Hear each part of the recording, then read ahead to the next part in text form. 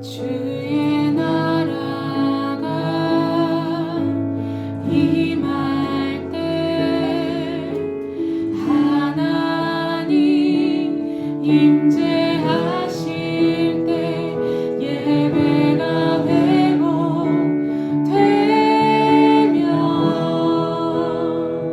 기적은 일어나네. 아멘. 전능하신 주 영원하신 능력의 통치자 자유가 선포되어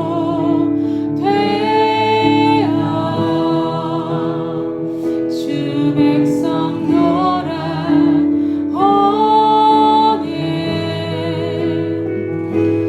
하나님 나라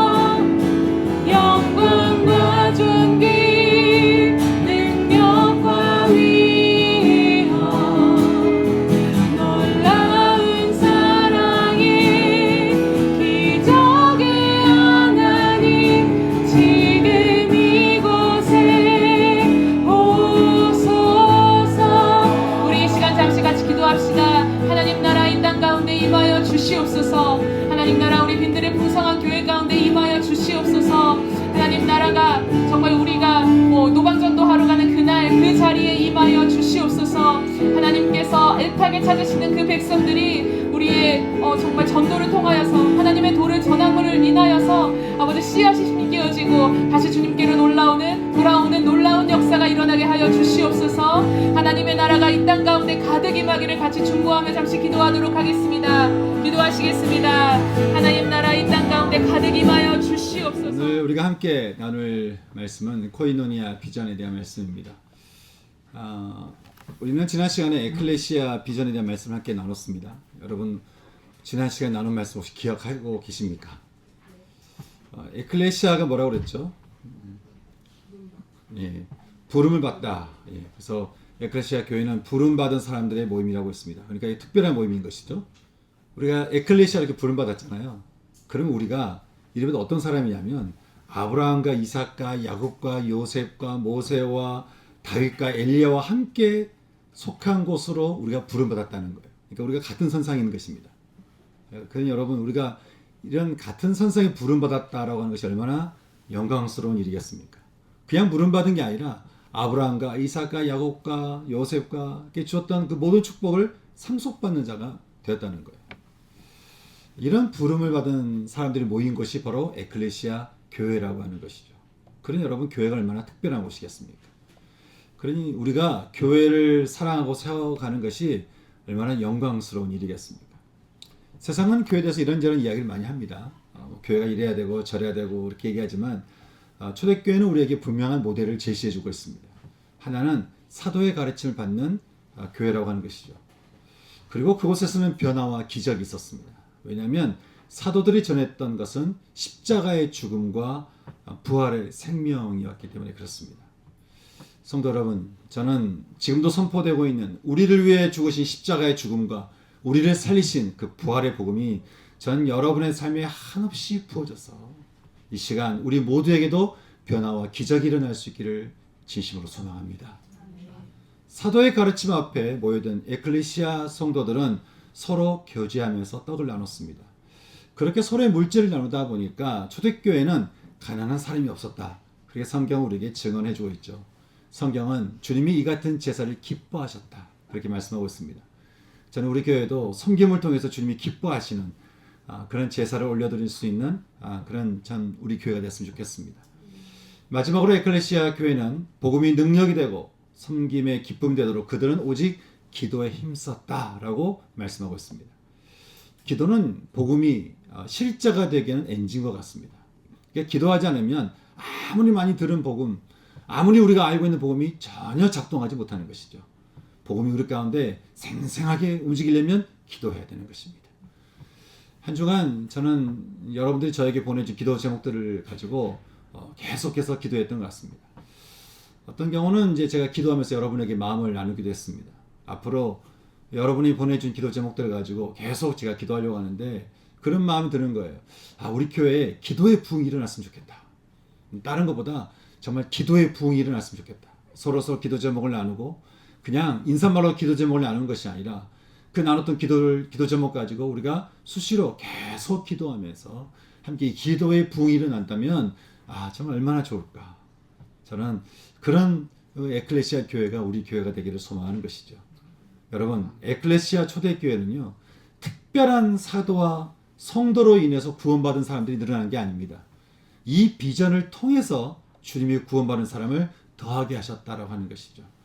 저는 이 초대교회의 비전이 우리의 비전이 되어서 주께서 이곳에 구원받는 사람을 더하게 하시는 그런 은총이 있기를 주님의 이름으로 축복합니다.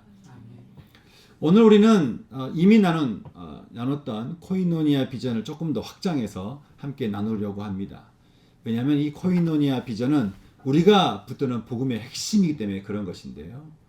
코이노니아라고 하는 것은 친구, 배우자, 동료 같은 이렇게 코이노노스라고 하는 단어에서 유래한 것인데, 다시 말해서 이 코이노니아는 뭐냐? 배우자와의 사귑이다. 그리고 친구와의 교제다. 우정이다. 또 동료와 함께 연합의 뜻을 가지고 있는 것이 바로 이 코이노니아라고 하는 거예요. 이 의미를 조금 더 우리가 이해하기 위해서 이 코이노니아라는 단어가 쓰여진 말씀들을 보게 되면 고린도후서 13장 13절 말씀에 이런 말씀이 있어요. 주 예수 그리스도의 은혜와 하나님의 사랑과 성령의 교통하심이 너희 무리와 함께 있을지어다. 이 성령의 교통하심. 이것을 이제 코이노니아라고 말하고 있고요. 또 요한일서 1장 3절 말씀 보게 되면 우리의 사귐은 하나님 아버지와 그의 아들 예수 그리스도와 더불어 누림이라고 할 때 하나님과 우리와의 그 사귐, 이 사귐을 코이노니아라고 이야기를 하고 있습니다. 또 우리가 지난 시간에 나눴던 히브리서 13절 16절 말씀에서 하나님이 기뻐하시는 제사인 선을 행함과 서로 나누어 주는 것, 이 나누어 주는 것을 가지고 또 코이노니아라고 그렇게 말을 하고 있습니다. 사도행전 2장에서 사도의 가르침을 받은 초대교회 성도들이 서로 교제했다라고 말하죠. 이 교제도 코이노니아인 것이에요. 다시 말해서 코이노니아는 이런 것입니다. 하나님과 우리와의 사귐이에요. 그러면서 이제는 우리와의 서로 사귐이 코이노니아인 거예요. 근데 여러분, 이것이 왜 우리에게 비전이 될 수 있을까요? 여기에는 하나님께서 교회를 세우신 목적이 담겨져 있기 때문에 그런 것이에요. 그것은 하나님의 나라라고 하는 것은 사귐의 현장에서 임재하고 있기 때문이라고 하는 것이죠. 분열의 현장, 개인주의가 힘을 발휘하는 현장, 욕심과 탐욕의 현장에서는 하나님의 나라는 임하지 않습니다. 항상 보면 사귐의 현장에서 일어나요. 하나님과의 사귐의 현장, 서로의 사귐의 현장, 이 사귐의 현장, 코이노니아에서 하나님은 일을 하시고 하나님의 뜻을 펼쳐가시고 하나님 나라가 역사한다고 하는 것이죠. 그러니 여러분, 이 코이노니아가 우리의 비전이 될 수밖에 없는 것이에요. 이 코이노니아 교회에 대해서 오늘 우리가 함께 읽었던 고린도전서 12장 12절에서는 이렇게 말씀하고 있습니다. 우리 함께 고린도전서 12장 12절 말씀 함께 읽어볼까요? 같이 읽겠습니다. 시작. 몸은 하나인데 많은 지체가 있고 많으나 한 몸인가 같이 그리스도도 그러하니라. 아멘. 하나님께서 창조하신 이제껏 셀 수 없는 인간들 중에 비슷해 보이는 사람들이 있어도 여러분 똑같은 사람은 없습니다. 한 명도 똑같지 않아요. 사람들이 MBTI나 뭐 여러 가지 유형도 사람들끼리 묶어놓지만 막상 그 안에 들어가 보면요, 우리는 똑같은 사람이 한 명도 없습니다. 인류가 이제까지 그랬어요. 한 명도 없어요.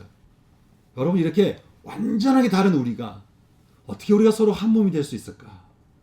그 비밀이 다시 13절 말씀에 기록되어 있습니다. 또 13절 말씀 같이 읽겠습니다. 시작. 우리가 유대인이나 헬라인이나 종이나 자유인이나 다 한 성령으로 세례를 받아 한 몸이 되었고 또 다 한 성령을 마시게 하셨느니라. 아멘. 우리가 유대인이든 헬라인이든 종이든 자유인이든 누구든 간에 서로 다른 우리가 한 몸으로 부름받은 대로 서로 코이노니아로 하나님 나라가 임하게 하는 것은 바로 성령과 세례에 있다라고 우리에게 말씀합니다. 성령과 세례, 이것을 우리가 이제 아는 것이 중요한데, 먼저 성령을 말하기 전에 왜 세례가 우리를 코이노니아 하게 만드는지 좀 살펴보자면, 로마서 6장에서요 바울이 그렇게 말을 합니다. 그리스도 예수와 합하여 세례받은 우리는 그의 죽으심과 합하여 세례를 받음으로써 그와 함께 죽게 되고 또 그의 부활과 같은 모양으로 연합한 자가 되어서 우리도 살게 되었다는 거예요. 다시 말해서 주님의 죽으심으로, 주님의 죽음으로 우리의 죄는 계속 죽었고 또 죽게 되고 주님의 부활하심으로 우리의 생명은 부활에 참여하는 자가 되었으니 그것이 바로 세례라고 하는 것이죠. 어떤 사람은 나는 세례 받을 때 그 정도까지 느낌을 받지 못했는데 라고 말씀하는 분들이 있습니다. 근데 여러분, 세례는 느낌이 아니에요. 세례는 증명입니다. 여러분 뭐 운전면허증 받으실 때 막 느낌이 막 오세요? 어떤 증명서 받을 때 막 기쁜 마음, 어떤 느낌이 있을 때 이게 증명이 확신한 겁니까? 아니죠. 세례는 느낌이 아니라 증명입니다. 우리의 죄가 죽었고 또 죽을 것이며 우리의 생명은 살았고 또 살 것이라고 하는 이 사실을 하나님이 증명하신 것이 바로 세례인 거예요. 여러분이 주님을 영접하셨고 그 주님에게 세례를 받으셨다 한다면 세례는 곧 하나님께서 여러분에 주신 언약이 되는 것이죠. 여러분 주님을 영접하셔서 다 세례 받으셨죠? 네. 예, 그렇다면 여러분에게는 지금 하나님께서 여러분에게 맺으신 언약이 있다는 사실을 여러분 잊지 마시기 바랍니다. 우리는 성찬 때마다 이 언약을 확인하게 되는 점. 세례 교훈이라고 하는 것은 이제 내가 아브라함의 축복에 속한 자가 되었다라고 하는 것인데, 그런 여러분 세례 교훈이라고 하는 것이 얼마나 영광스러운 자리겠어요. 근데 여러분 오늘 말씀해 보니까 이 세례에 지금 누가 개입하셔서 이 세례를 통해 코이노니아 하게 했다라고 말씀하고 있습니까? 성령님인 거예요. 성령님이 세례를 통해 하시는 일에 대해서요, 바울이 갈라디아서에서 이렇게 말합니다. 누구든지 그리스도와 합하기 위하여 세례를 받은 자는 그리스도로 옷 입었느니라. 그러므로 너희는 유대인이나 헬라인이나 종이나 자유인이나 남자나 여자나 다 그리스도 예수 안에서 하나니라. 우리는 다분히 좀 나를 중심으로 해서 내 기준을 잡아서 내가 저 사람과 연합을 할 수 있나 없나 우리는 생각합니다. 우리는 내 기준을 생각하죠. 누군가 우리 교회에 새롭게 오면 우리도 그럴 수 있어요. 저 사람이 나랑 맞나 안 맞나, 저 사람이 우리 교회랑 맞나 안 맞나. 이게 우리 가정에서도 그럴 수 있어요. 그래 오늘 말씀처럼 우리는 발인데 너는 좀 손이구나. 야, 우리는 안 맞네. 우리는 참 서로 다르네. 나는 귀인데 너는 눈이구나. 우린 달라도 너무 달라. 근데 바울은 말합니다. 발이 나는 손이 아니라고 하면서 자신이 마치 몸에서 독립된 존재처럼 말을 하지만 결코 그럴 수 없는 것은 발과 손이 같은 몸에 속해 있기 때문이라고 하는 것이죠. 또 귀가 나는 눈이 아니라고 하면서 역시 자신도 독립된 존재인 것처럼 말하지만 그럴 수 없는 것은 귀와 눈이 한 몸에 속해 있기 때문에 그렇다는 거예요. 우리 영적인 눈이 다 이렇게 어두워졌어요. 우리는 서로 다른 것만 생각합니다. 18절 말씀처럼 하나님께서 당신이 원하는 대로 지체들을 각각 몸에 두셨다는 사실을 우리 영적인 눈이 어두워서 잘 몰라요. 사실 우리가 다 한 몸이라는 사실을 우리는 잘 모릅니다. 다 한 몸에 붙어있다라고 하는 사실을 우리는 잘 모르는 거예요. 다 서로 우리는 다른 것처럼 말하지만 주님 우리를 다 각각 다른 우리가 서로 한 몸이 되도록 우리를 이렇게 부르셨다라고 하는 것이죠. 그렇게 우리를 창조하셨다라고 하는 것이죠. 여러분, 교회가 우리끼리 좋으라고 모인 집단이 아니잖아요. 가정이 행복을 목적으로 하는 모임, 어떤 만남이 아니잖아요. 주님이 부르신 에클레시아라고 하는 거예요. 그것도 성령께서 내 삶에 개입하셔서 나를 주님과 연합하도록 부르신 것이 바로 교회라고 하는 것이죠. 그러면 여러분, 새신자든 헌신자든 우리가 연합해야 되는 기준이 우린 누구에게 있어야 되겠습니까? 성령에 있어야 되는 것이에요. 여러분, 성령님이 우리로 하나님 아버지와 예수님과 연합하게 하시는 이유가 있습니다. 그것은 우리를 창조하신 하나님의 성품이 바로 코이노니아이기 때문에 그런 것이죠. 우리가 매주 이렇게 신앙 고백하는 사도신경이 있죠. 사도신경에서 우리는 이렇게 신앙 고백합니다. 나는 전능하신 아버지 하나님, 천지의 창조주를 믿습니다. 나는 그의 유일하신 아들, 우리 주 예수 그리스도를 믿습니다. 그는 성령으로 잉태되어 동정녀 마리아에게 나시고, 지금 우리가 하나님 아버지와 예수님과 성령님을 고백하면서 사도신경을 하죠. 여러분, 우리가 하나님 아버지와 아들 예수 그리스도 그리고 성령님을 우리의 신앙으로 이렇게 고백하는 것은 우리가 믿어야 될 대상이 세 분이란 말이 아닙니다. 우리는 우리는 삼신론을 믿는 게 아니에요. 성경은 세 분은 같은 본질에 속한 한 분의 하나님으로서, 고린도전서 8장 6절에서 이렇게 말합니다. 우리에게는 한 분의 하나님 곧 아버지가 계시니 만물이 그에게서 났고 우리도 그를 위하여 났고, 또한 한 분 주 예수 그리스도께서 계시니 만물이 그로 말미암고 우리도 그로 말미암아 났다는 거예요. 다시 말해서 모든 것이 성부로 말미암아 생겨났고 또한 성자로 말미암아도 생겨났으니 같은 본질에서 난 성부와 성자는 동등하다라고 하는 것이죠. 그런데 같은 본질에서 나신 그 주님이 이렇게 말씀하셨어요. 나 외에 또 다른 보혜사 성령이 있다. 이 진리의 성령은 하나님의 깊은 것까지도 통달하고 예수를 우리에게 증언하신다라고 하는 것이죠. 그리고 그분은 우리로 죄에 대하여, 의에 대하여, 심판에 대하여 세상을 책망하는 심판자로 서신다라고 우리에게 말씀하고 있는 것입니다. 다시 말해서 또 다른 보혜사이신 성령님 역시 어떤 분이신가? 같은 본질에서 나신 하나님이시라고 하는 것이에요. 이 삼위 하나님에 대해서 종교개혁자 칼빈이 이렇게 말을 합니다. 성부는 모든 시작이 되는 근원이다. 성자는 근원의 뜻이 질서 있게 펼쳐지게 하는 지혜, 즉 말씀이며, 성령은 우리가 지혜를 얻어서 성부와 연합하게 하는 능력이시다.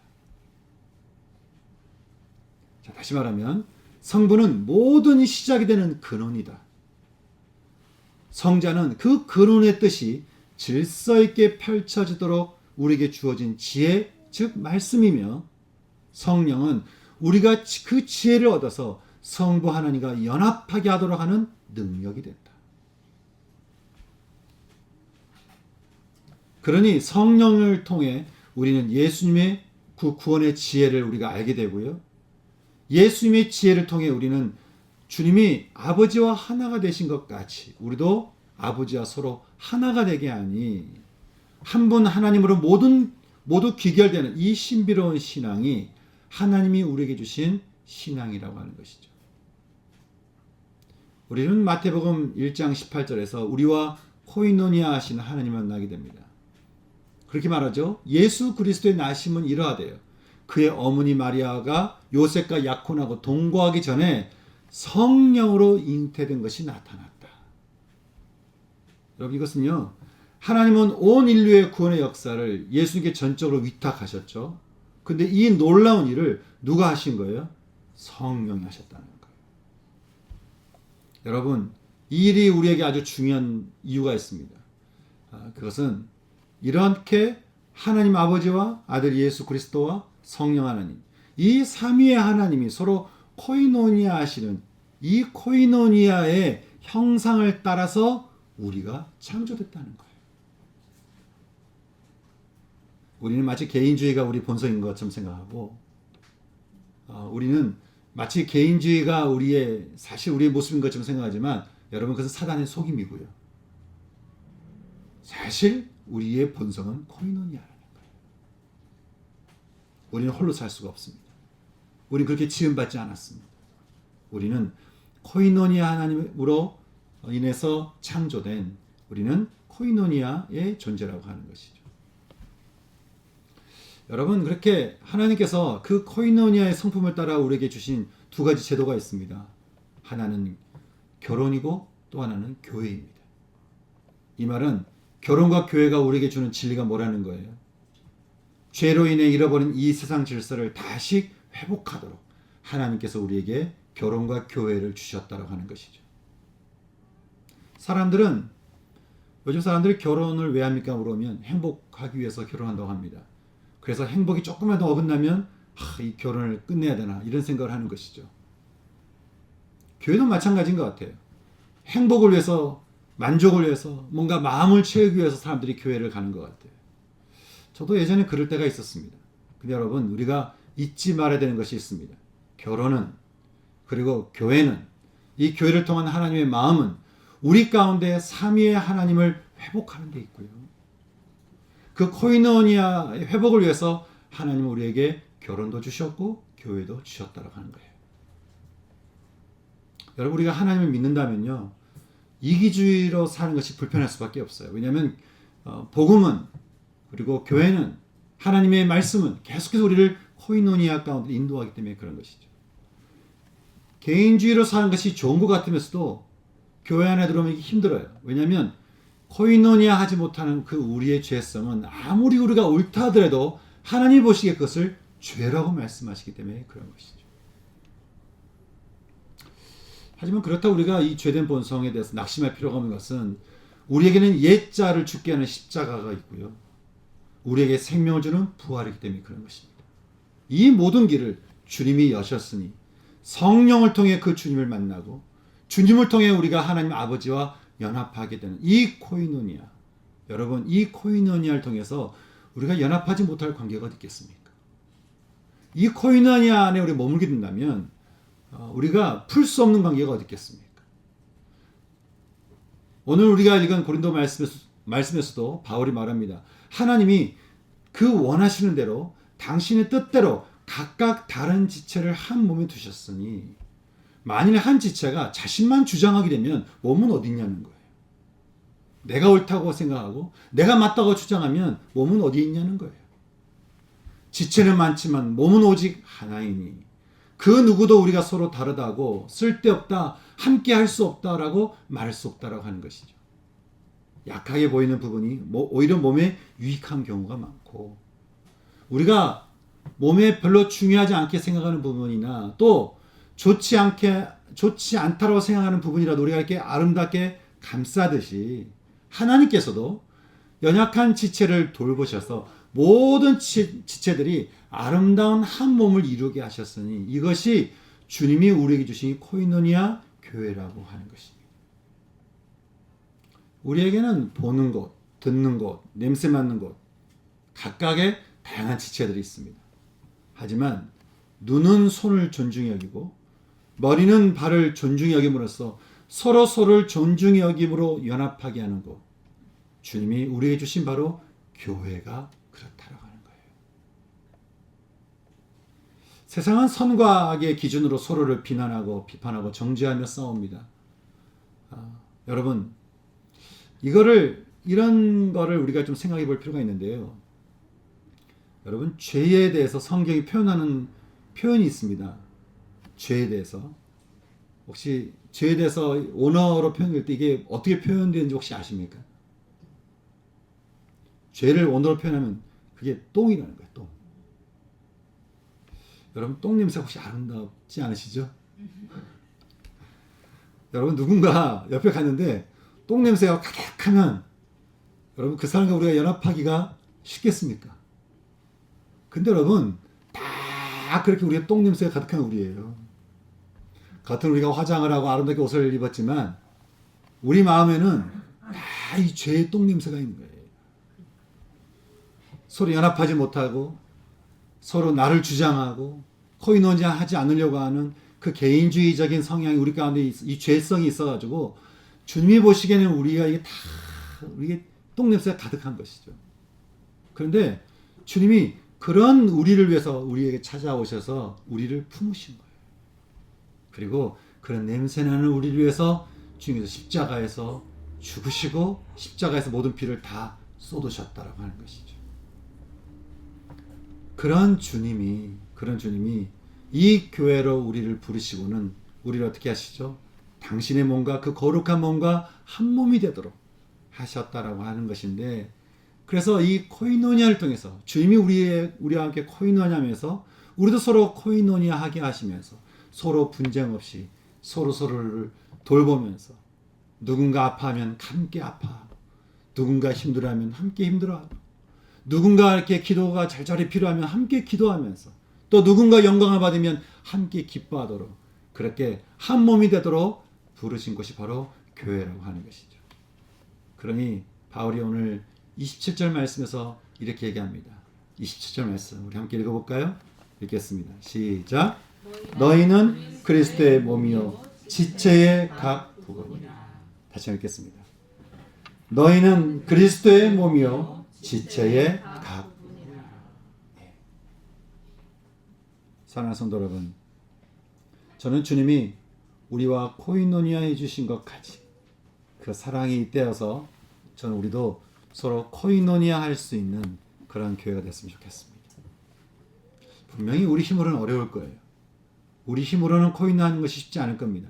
하지만 성령께서 초대교회에 임하셔서 성령의 세례, 성령을 통한 연합을 통해서 이 일이 충분히 가능하게 하신 것 같이 우리에게도 성령이 임하셔서 성령이 우리 생각을 사로잡으시고 성령 우리의 감정을 사로잡으시고 성령이 우리의 생각을 붙드시고 성령이 우리의 옛자 가운데 충만히 임하셔서 우리의 모든 옛자를 다 무너뜨리시도록 우리가 성령께 우리 자신을 다 내어드릴 때 여러분 우리는 성령을 통해 서로 코이노니아할 수 있는 은혜가 임하게 된다고 하는 것이 여러분 이런 코이노니아의 비전이 우리 교회의 기반이 된다고 한다면 여러분 주님께서 초대교회에서 행하신 것처럼 우리 교회에게도 구원받는 사람들을 날마다 더하게 하시는 그 은혜가 우리 가운데서도 일어나지 않겠습니까?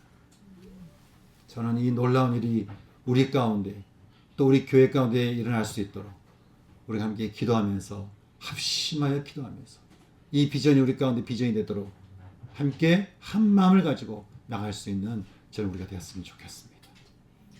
여러분 이 코이노니아 이 비전이 여러분 어떤 특별한 교회 비전일 수 없는 것이죠.